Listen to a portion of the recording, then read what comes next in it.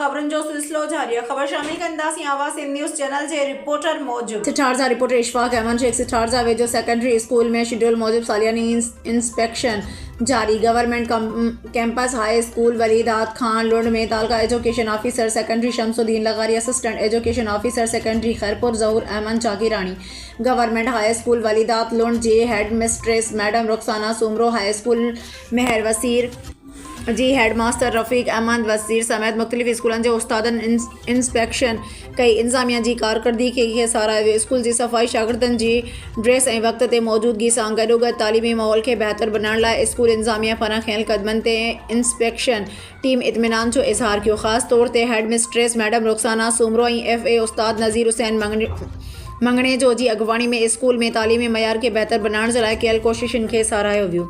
Team तरफा school इंतजामिया की मेहनत और जिम्मेवारी शागिर्दन की तरबियत लाइ सच्चाई से अदा कयल किरदार की तारीफ़ कई वई।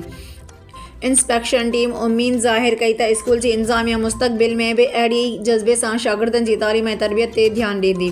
क्लासन में शागिर्दन का सवाल पुछा, कापियूं चेक कयूं और स्कूल की सफ़ाई ॿारनि की ड्रेस पिण चेक कई वई।